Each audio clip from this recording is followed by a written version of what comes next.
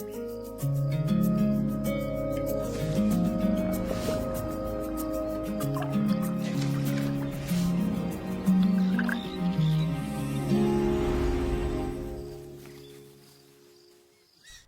hoje, na estreia aqui do Pod Costa, do Impacto Positivo, que é sobre sustentabilidade, meio ambiente, eu estou recebendo com muito prazer o pesquisador Luiz Firmino Martins Pereira, que é arquiteto, urbanista, doutor em engenharia, pós-doutorado na Universidade de Lisboa, coordenou o processo de recuperação da Lagoa de Araruama, primeiro presidente do INEA, o Instituto Estadual do Ambiente, pesquisador sênior do Centro de Estudos em Regulação e Infraestrutura da Fundação Getúlio Vargas e autor do livro Controle Social das Águas.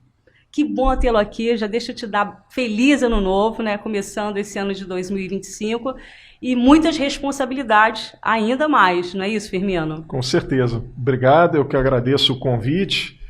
E desejo a todos também um feliz ano novo, a nossa região, né, e que a gente consiga manter esse processo de recuperação da nossa lagoa por muitos e muitos anos. Você foi o primeiro presidente do INEA, né? Isso. E fazendo hoje, assim, 2025, uma curiosidade da minha parte naquele momento em que você estava assumindo o INEA, você já fazia parte do Estado. Qual foi a decisão que você tomou nesses 2 anos como presidente e hoje você vê que refletiu positivamente para a região? Na verdade, eu tive a oportunidade, enquanto presidente, de complementar alguns dos projetos que a gente já tinha colocado em curso aqui, né?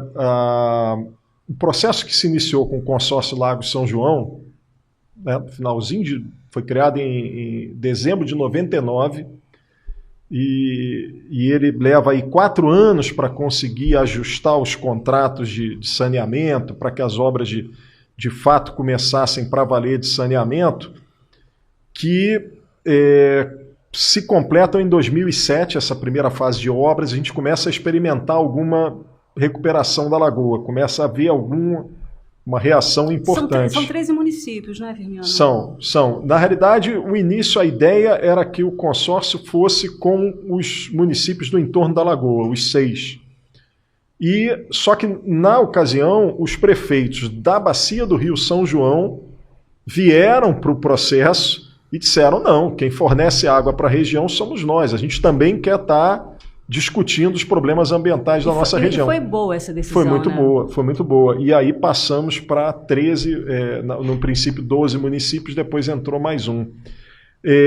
Então, quando eu assumo a presidência do INEA, embora eu tivesse que estar focado muito no processo de integração, eram cerca de 1.100 servidores no INEA, cerca de 200 a 300 servidores na Serla, e mais 200 servidores no IEF. Então, vou comandar uma instituição de mais de 1.500 servidores no estado inteiro.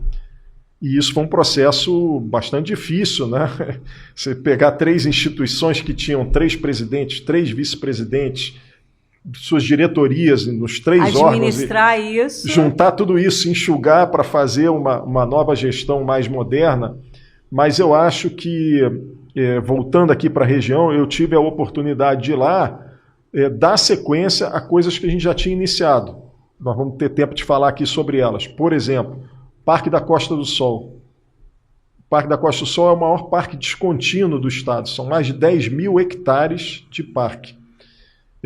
Então foi um processo bastante complicado negociar no caso aí pegam 6 prefeituras, com as 6 prefeituras para poder... Veja que hoje, se você andar pela região, o que você vê de área verde é o que sobrou, virou o Parque da Costa do Sol.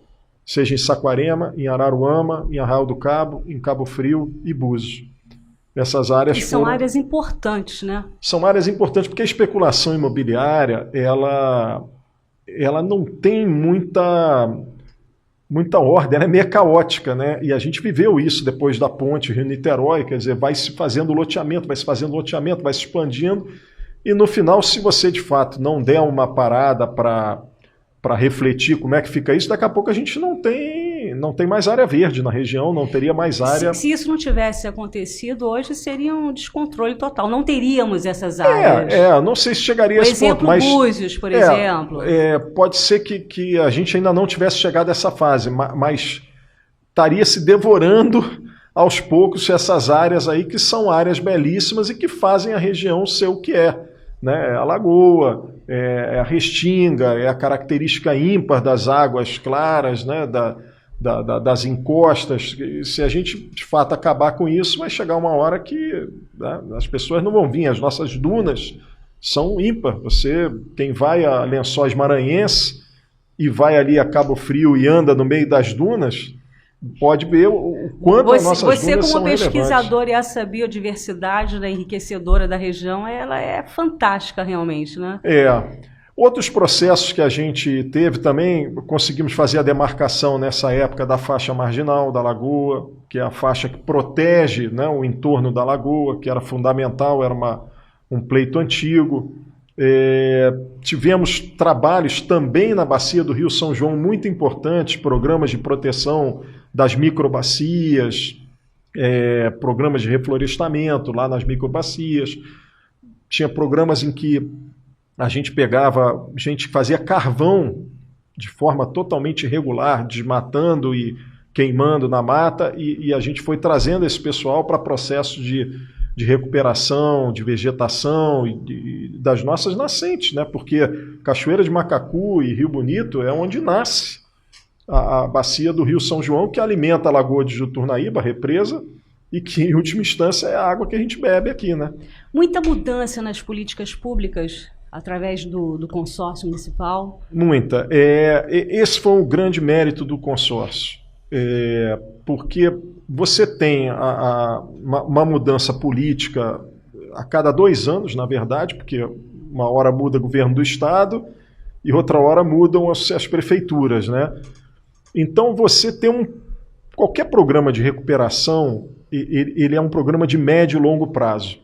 Então ele não vai estar nunca adstrito a 4 anos de um mandato, seja estadual ou municipal. Ele precisa transcender isso. Olha, se você for olhar a recuperação da Lagoa de Araruama, hoje a gente vê uma lagoa cristalina, mas é resultado de um processo né? 2007 é que a gente conseguiu botar as estações todas em carga, né? Então você vê de 2007 para agora, 2024, já são aí 17 anos, 18 anos para a gente enxergar um resultado. Então, é um processo longo, que precisa ter continuidade. E isso foi um grande mérito do consórcio. Ele uniu as prefeituras entenderam esse processo, homologaram, chancelaram e deram força para que esse processo pudesse prosseguir, né? Quando eu digo isso, na realidade, a questão do saneamento, as prefeituras são as donas das empresas de saneamento, porque a empresa é uma concessão para prestar um serviço que é público, cujo titular, a priori, é o município. Então, quer dizer, se você não tivesse essa coordenação para ir colocando as prioridades e vendo os recursos e tudo com constância, você não chegaria até onde chegou. Então, esse impacto hoje, em 2025, é gratificante, né? Você vê que você iniciou um processo, depois de anos, a gente está podendo acompanhar esses resultados. Eu tive a honra de alguma forma, estar ajudando a orquestrar esse processo, mas a gente deve isso a um esforço muito grande, uma adesão das prefeituras. Os secretários de meio ambiente da época maciçamente incorporaram o espírito desse projeto. Uma série de ONGs da região, que num determinado momento, eu tenho aqui na cabeça o número, chegavam a somar 54 ONGs, que criaram uma plenária de ONGs que se relacionava também com esse processo, e as próprias empresas que aos poucos foram aderindo, as grandes empresas da região aderiram também a esse processo do consórcio, entendendo que o sucesso ambiental da região era questão de sobrevivência, né, delas. Então, foi muito bacana. Não tinha para onde correr, né? Foi muito bacana, foi um processo bem interessante, que é o que a Política Nacional de Recurso Hídrico preconiza, que você junte governo, sociedade civil e os usuários dos recursos para juntos discutirem os problemas. Nada pode ser tão simples quanto alguém dizer: ah, você tem obrigação, tinha que ter feito. Passa para o lado de lá e tenta fazer. Quer dizer, então, botar na mesa e a pessoa do lado de lá poder dizer, olha... Apontar é fácil, né? A pessoa do lado de lá poder dizer, olha, não consegui fazer, até tenho dinheiro, mas não saiu a autorização, não permitiu isso. Então, vamos procurar como é que a gente resolve esse problema. Resolve isso. E assim ia se dando os passos e fazendo as coisas acontecerem. Né? E também com o consórcio intermunicipal Lago São João, as próprias prefeituras foram aprendendo, né? Eu acho que esse processo... Ou continuam aprendendo? Veja bem, o meio ambiente ele não conhece essa fronteira administrativa que o ser humano criou. A lagoa... eu te garanto que o peixe que está ali na lagoa, ele não sabe que ele passou de Araruama para Saquarema, que ele voltou para Araruama, foi para Arraial do Cabo. São vários municípios, né? Pois então não adianta um município resolver o seu problema. Vamos dizer que um município investisse muito, fizesse um saneamento nota 10, ele ia ter a lagoa podre.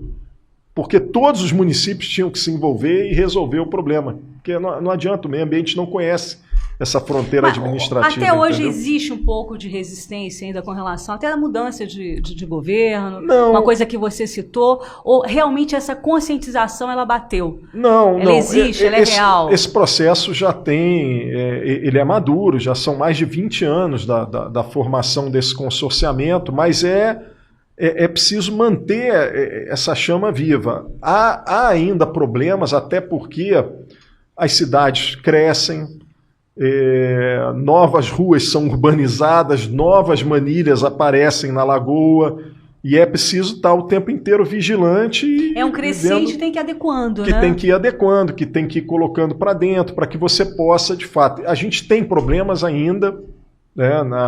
Nós temos um problema grave na Praia do Siqueira, em Cabo Frio. Nós temos um problema grave no canal de Mossoró, ali nos fundos dele, não para o lado que ele sai para a Praia do Centro, mas para o lado que ele sai lá para perto de Cabo Frio.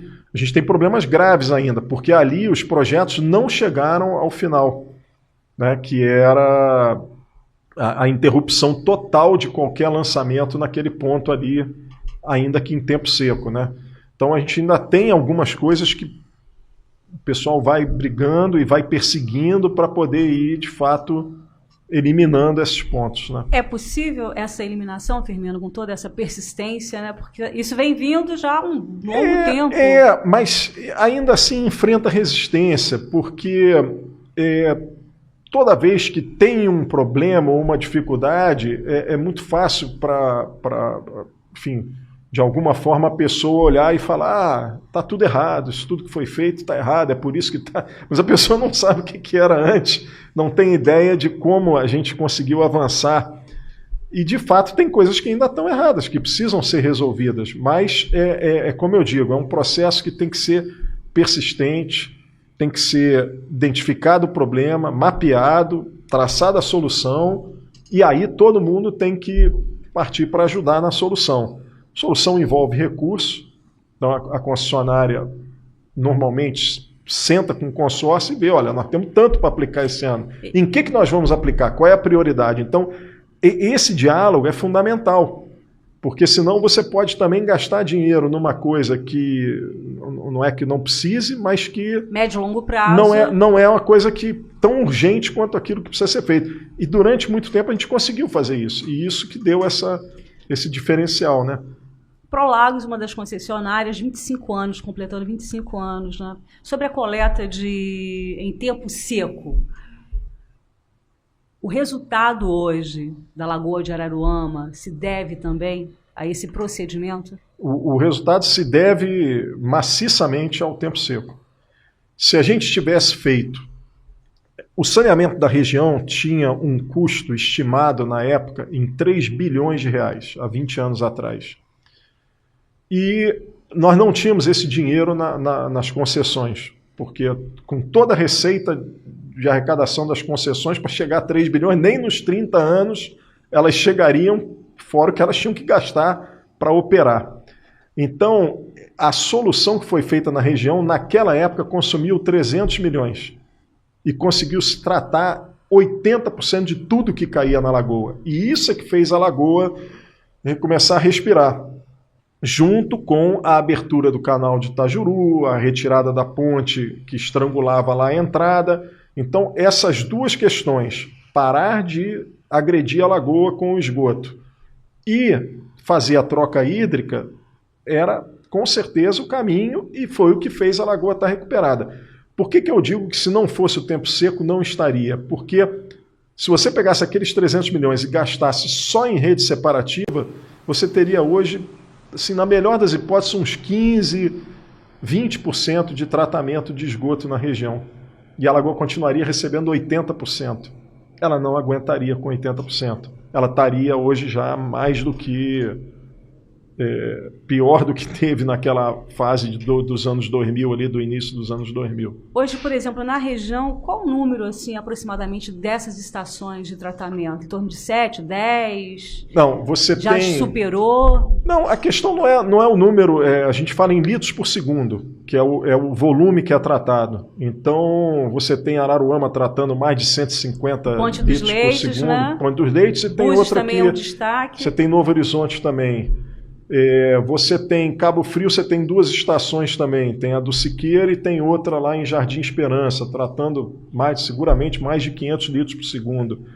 Você tem São Pedro da Aldeia, tratando aí acima de 100 litros por segundo. Quer dizer, esses volumes são quase 80% do volume de produção dessas cidades. Então você vê que, de fato, a gente tira...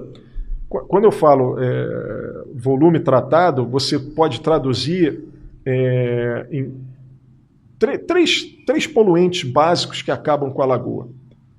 Um é a carga orgânica, que está presente no esgoto, né? A carga orgânica é adubo. Ela vai para a água, no início ela é alimento para os peixes.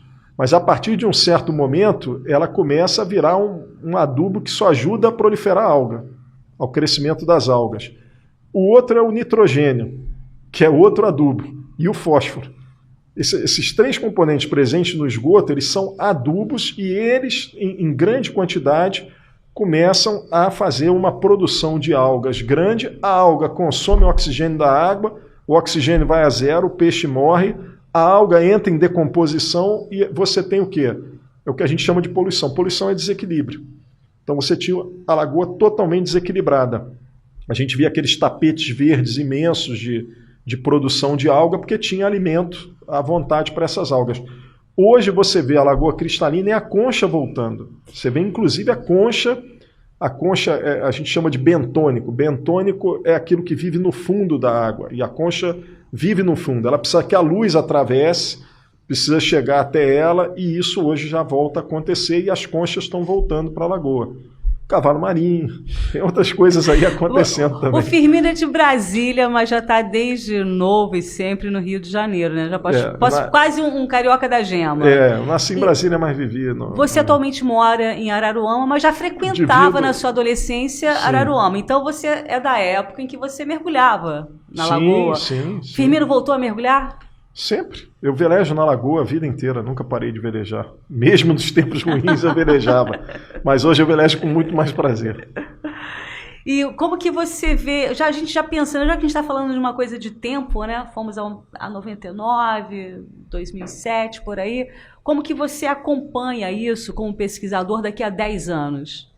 Positivamente, com relação ao potencial da lagoa? Olha, na verdade... A Lagoa de Araruama virou um case a nível nacional, porque são raríssimos os casos que você vai encontrar no Brasil de corpos hídricos expressivos que chegaram a um nível de deterioração muito grande e que conseguiram se recuperar. Né? Na literatura é muito conhecido o caso do Tamsa, na Inglaterra, o Sena, em Paris, né? E Araruama virou um case muito bacana, porque a lagoa estava quem viveu aqui e acompanhou esse processo todo sabe do que eu estou falando. Né? A gente tinha uma situação muito ruim na lagoa, a gente mal aguentava caminhar perto da lagoa, tamanho cheiro de enxofre, o cheiro dessa decomposição toda. E a gente hoje tem uma lagoa saudável, salvo alguns pontos ainda que merecem cuidado, que a gente precisa ter cuidado. Já tem fama ali em Arraial do Cabo agora, a ponta do Alcaíra, né? O pessoal chama de Arubinha, quer dizer, está virando ponto. Fantástico, né? Saiu na capa do Globo uma matéria enorme, né, sobre a Lagoa de Araruama, não tem muito tempo, mostrando a pujança. E a região dos lagos é turismo. O nosso produto é o turismo. Quer dizer, se você não tem, e foi isso também que ajudou os prefeitos a se unirem, né, que todo mundo falava, está se matando a galinha dos ovos de ouro, porque se acabar a lagoa, os municípios vão viver de quê? Né? E não é só isso, você tinha uma queda da economia, as casas fechando de veraneio, mais desemprego, menos atividade comercial. E hoje você acompanha muitas casas voltando, muitos turistas voltando. Hoje você vê esse processo. Então, manter essa lagoa saudável é condição sine qua non para essa região prosperar e manter o seu pique de turismo, que ainda tem muito para ser feito. A gente sabe do potencial que essa região aqui tem para o turismo. O que não pode acontecer é parar, né? Isso tem que realmente caminhar. Tem que caminhar, tem que perseguir, ver esses pontos que ainda estão com problema, equacionar, né? E manter uma política de vigilância permanente desses processos. A dragagem do canal de Itajuru é uma coisa importante, porque não é dragar uma vez e acabou. A gente tem um movimento de areia muito grande nessa região, a região venta demais e é uma região de duna, de restinga. Então a quantidade... O ideal seria o consórcio ter permanentemente, todo ano, pelo menos 2, 3 meses de dragagem sendo feita no canal do Itajuru. Isso é um investimento? Isso teria que ser um investimento contínuo? Isso é uma coisa que tem que ser virar uma rotina de manutenção, porque o vento joga as areias, o vento e a chuva. Quer dizer, quando chove a gente vê essa lama escorrendo na calçada, essas lamas entram nas galerias pluviais e as galerias pluviais vão dar nos corpos hídricos, vão dar nos rios e vão dar na lagoa. Então esse processo de assoreamento, ele se dá por 2 vias, ou é por esse carreamento, né, das chuvas, ou ele se dá pelo vento, que empurra para dentro da lagoa areia de duna mesmo, e vai formando bancos de areia na lagoa. No canal de Itajuru isso é mais crítico, porque o canal é o nosso cordão umbilical que liga a lagoa com o mar. E as dragagens que foram feitas lá, tanto na época que eu estava na frente do INEA, quando nós tiramos aquela ponte, tiramos aquele aterro e construímos a ponte lá para de fato voltar a ter a troca hídrica que a lagoa já tinha tido no passado.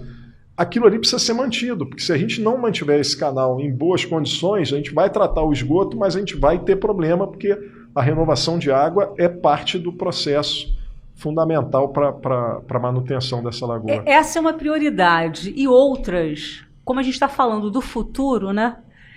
Dessa área turística da região, o significado e a importância da lagoa, tem isso que tem que ser feito sobre o Itajuru, né?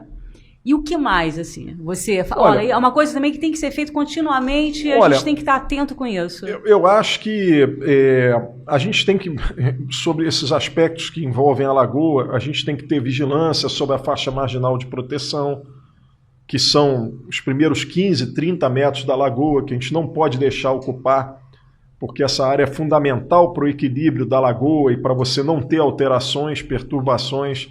A gente tem que estar atento ao Parque da Costa do Sol, né, a Maçambaba. Importantíssimo. Né? Importantíssimo porque esse ecossistema, né, que é riquíssimo e que tem de pássaros a espécies diversas, ele faz parte da ambiência dessa nossa região. Quer dizer, o turista vem para cá, né? Os manguezais, como a gente tem aqui, junto ali do Rio das Moças.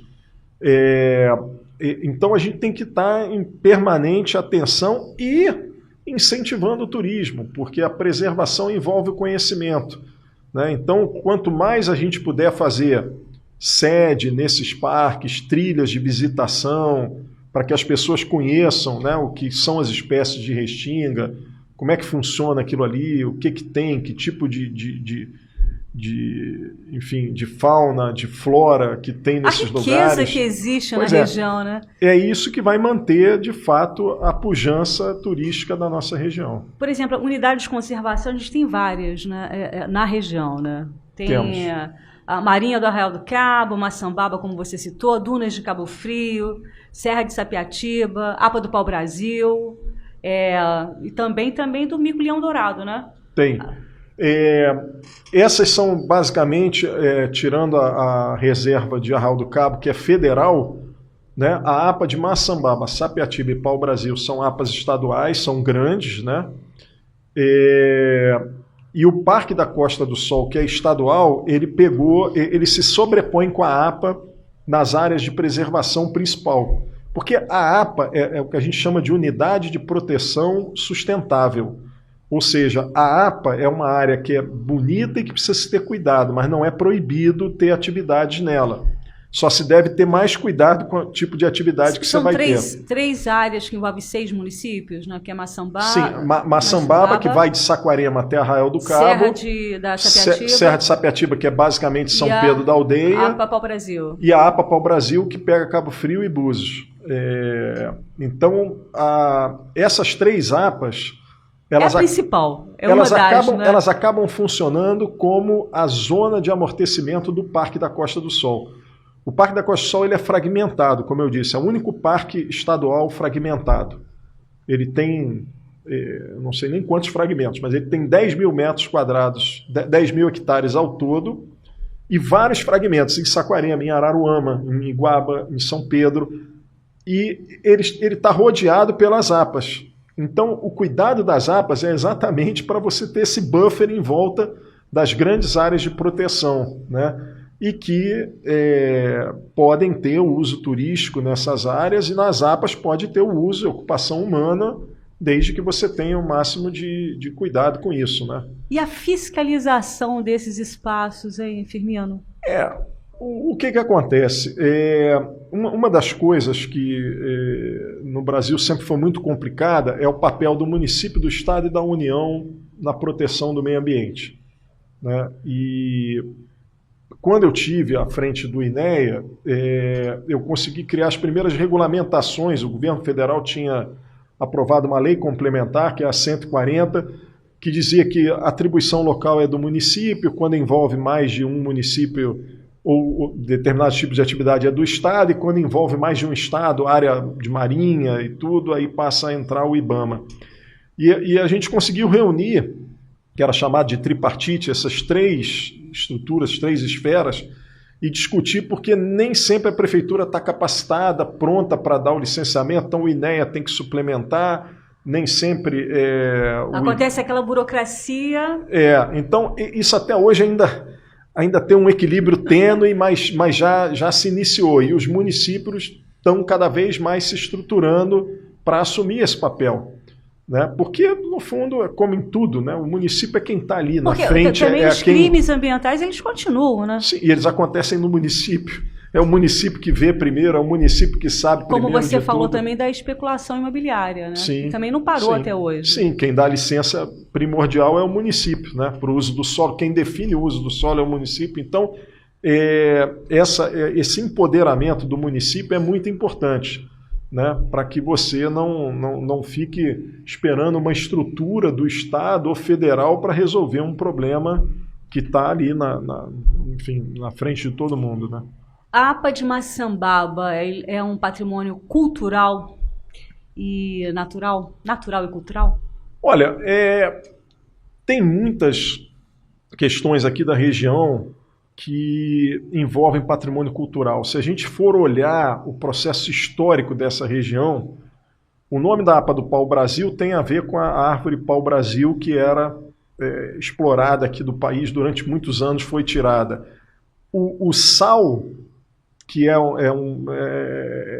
está na cultura da região, né? A exploração do sal, tem muita história na região sobre a questão da exploração do sal.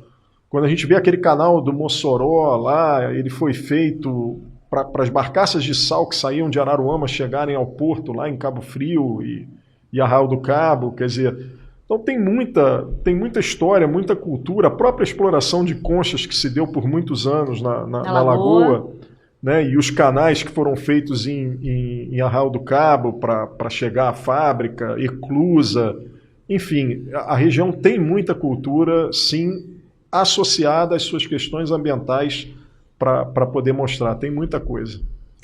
O que levou Firmino, né, tem um livro, né, autor do livro Controle Social das Águas. Qual foi a inspiração? Nossas belezas naturais, é lógico, né? Na verdade, eu quando fiz o doutorado, eu usei o laboratório que já estava pronto na região para fazer a pesquisa, né, e entender principalmente a questão de comportamento, né? Porque tratar esgoto, está na ciência, todo mundo sabe como é que se trata esgoto. Dragar um canal, todo mundo sabe como se trata. Agora, conseguir que os processos geopolíticos incorporem essas questões e, de fato, fazer elas saírem do papel, envolveu toda uma mudança de comportamento nessa região, que é um pouco do que por isso que o nome do livro é Controle Social. É a sociedade tomando decisões conjuntas com o governo do que tem que fazer, como é que ajuda, né? Também como é que repreende quando não está bom.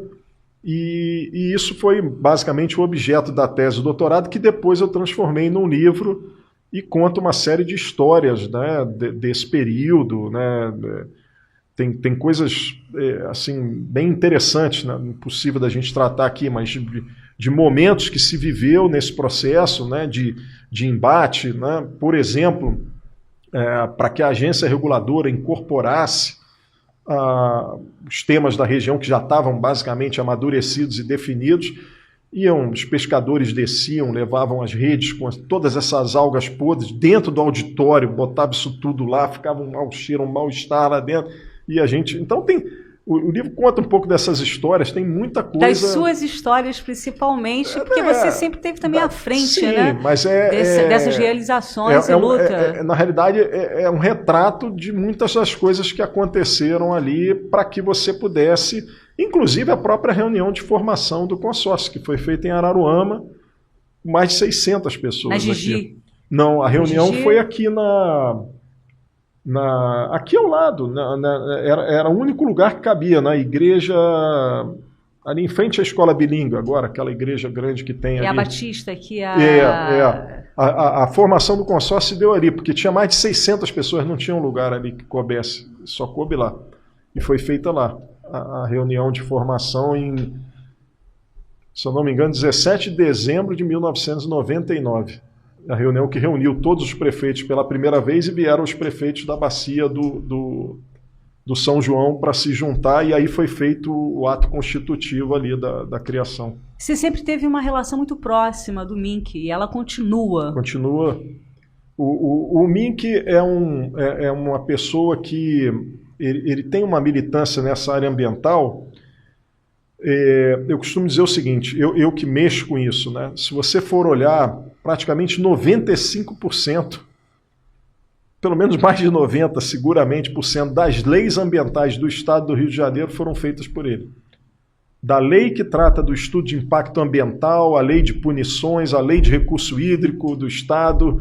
Ele não arregou, né? Ele sempre tratou dessa causa, né? Então eu me sinto muito, muito satisfeito de ajudar ele nessa área ambiental e de me envolver nos projetos ambientais. Até hoje nós temos feito vários projetos aí relevantes para essa área ambiental. Você pode adiantar alguma coisa para a gente? Porque... Olha, acabou de sair que cria a área de interesse turístico em Macaé, no Rio Macaé, para a proteção do Rio Macaé. Fizemos um que fala da obrigatoriedade das concessionárias darem transparência nos sites sobre as suas metas, as entregas, o que está sendo feito. Tem leis ligadas à questão do ICMS ecológico, né, que aumenta a distribuição para os municípios de acordo com o nível de proteção das unidades de conservação.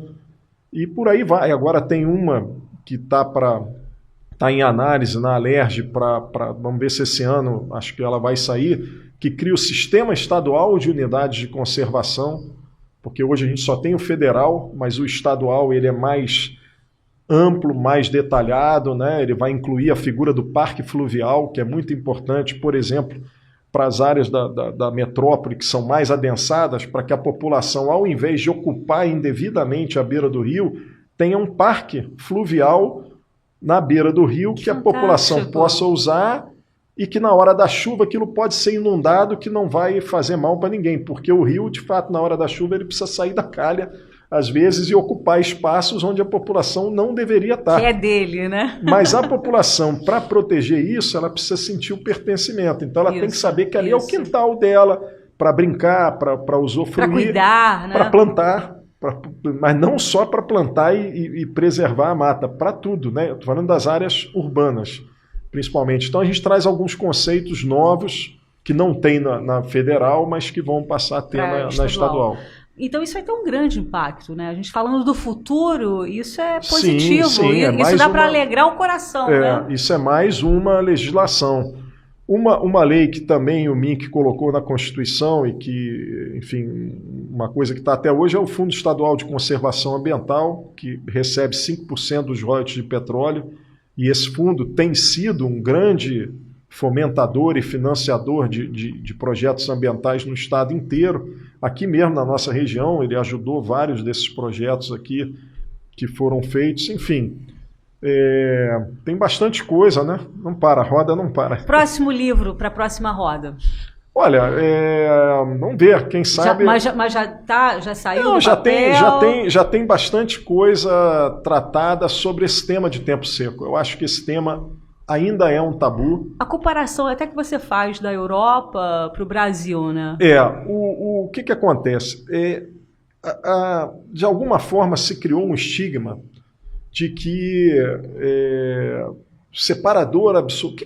Primeiro, para as pessoas entenderem, separador absoluto é eu ter um cano que passa na rua que só coleta o esgoto das casas. E eu tenho outro cano que é o da água de chuva.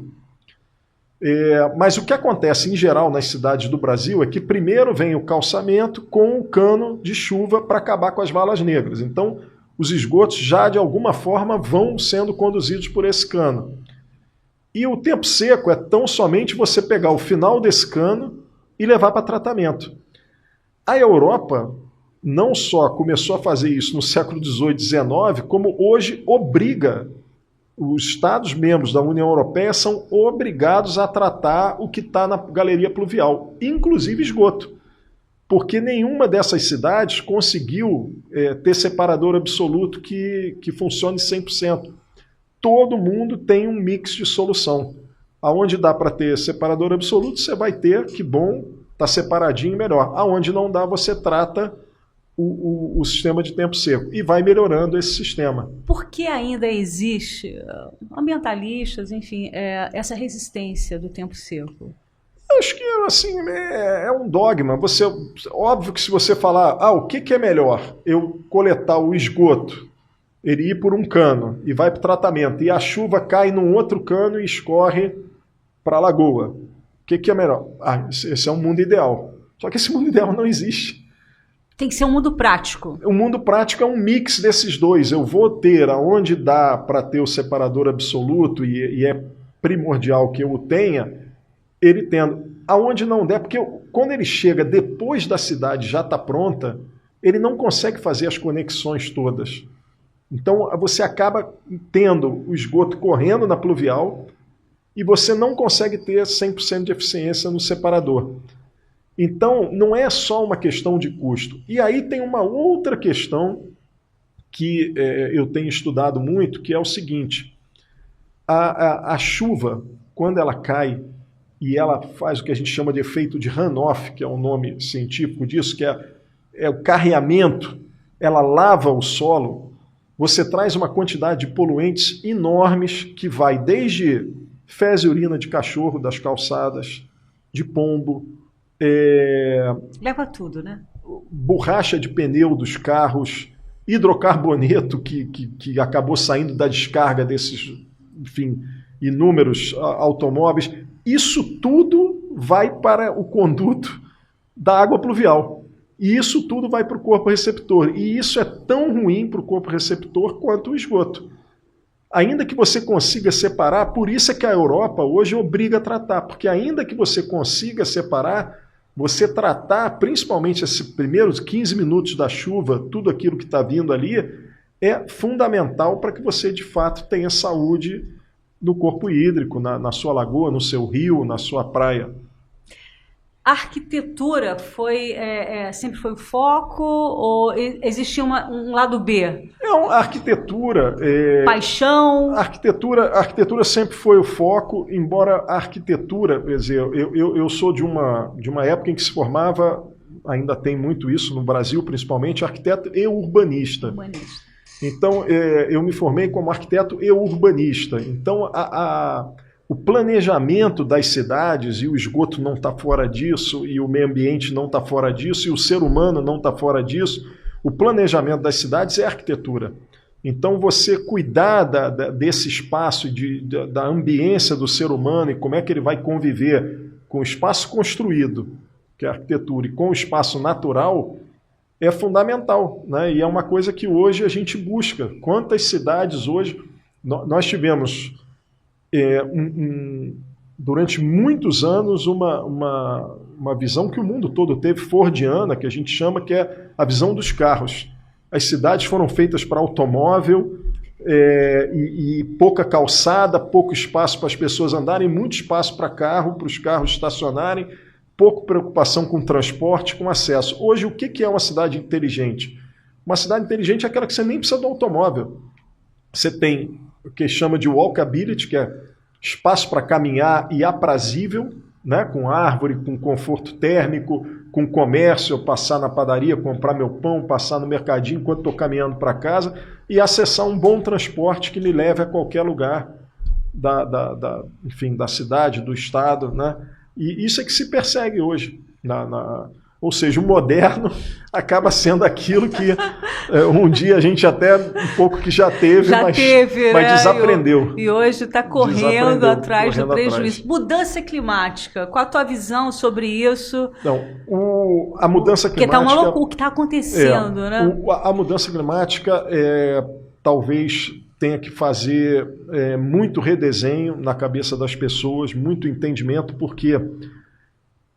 nós já estamos vendo, quer dizer, tudo aquilo que os cientistas até 15 anos atrás falavam e ninguém dava muito bola, quando se falava os eventos vão ser mais extremos, as chuvas vão ser mais intensas num período mais curto e as secas podem ser mais prolongadas. Quer dizer, e nós estamos aí vendo a Amazônia, já né? A Amazônia passando por seca, o rio descendo 15 metros, o que é isso? Seca na Amazônia. E estamos presenciando essas chuvas, olha o que aconteceu com o Rio Grande do Sul. Negócio totalmente fora e está acontecendo no mundo inteiro, não é no Brasil. Tá? Olha a Espanha aí, mês passado. Né?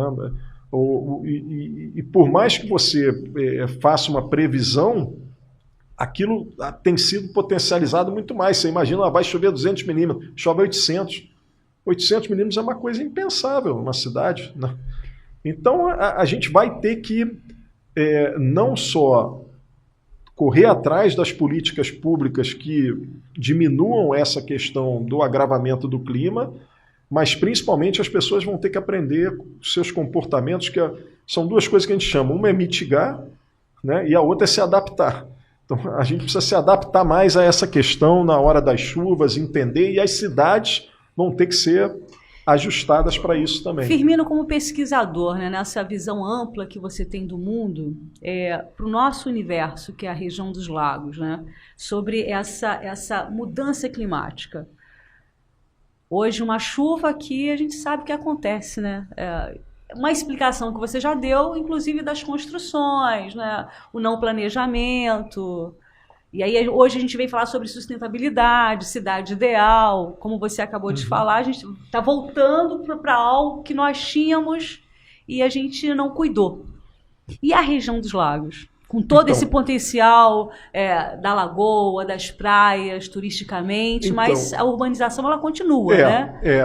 Acho que esse é um ponto que a gente vai ter que mudar essa relação. a gente precisa incentivar ao máximo possível a não impermeabilização do solo, porque isso é crítico nessa situação. O que quer dizer? Se eu tenho muito solo impermeabilizado, a chuva quando cai, ela bate, escorre direto e potencializa esse efeito um pouquinho mais adiante com aquele rio descendo pelo meio das ruas, assim, carregando carros, carregando tudo.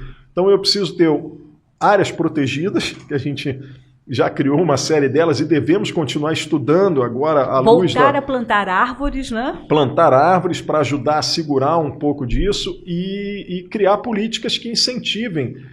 Veja você que algumas cidades do mundo que estão se planejando mais para isso estão sendo chamadas de cidade esponja. É uma cidade que já tenha, não deixa na beira do rio mesmo, além do parque linear que eu estou falando aqui, já pensa nesse parque linear como um parque para absorção de água nos momentos de precipitação mais intensa. É o grande planejamento, né? É o grande planejamento. Então, a gente ocupar áreas de brejo, áreas baxias, é um convite para no futuro ter inundações daquele bairro, né? Então, é uma coisa que a gente precisa pensar com muito cuidado e planejando a cidade. Isso é pauta do consórcio? O consórcio ele foi criado como... Pode passar a ser pauta? Pode. O consórcio ele foi criado como consórcio intermunicipal para a gestão ambiental da região dos lagos. Quer dizer, a ideia era fazer a gestão ambiental e ele fez. Quem propôs o Parque da Costa do Sol foi o consórcio, a faixa marginal, o tratamento do esgoto, a dragagem do Itajuru, proteção das bacias, várias pautas ambientais. Agora, eu acho que a região deve trabalhar de forma consorciada para o turismo, para ter calendários integrados das cidades e atividades diversas, né? A gente deve trabalhar de forma integrada a agricultura, deve trabalhar de forma integrada as cidades e ter esse cuidado, porque acho que o consórcio pode ajudar, porque ele cria a possibilidade de fazer a interlocução melhor, como fez no caso do meio ambiente, entre as prefeituras. Ele pode trazer especialistas, fazer planos integrados, fazer com que os municípios sigam. Vou te dar um exemplo numa outra escala, mas que é muito interessante para isso. A Europa, ela tem muitas coisas que funcionam e a base chama Diretiva Quadra Europeia.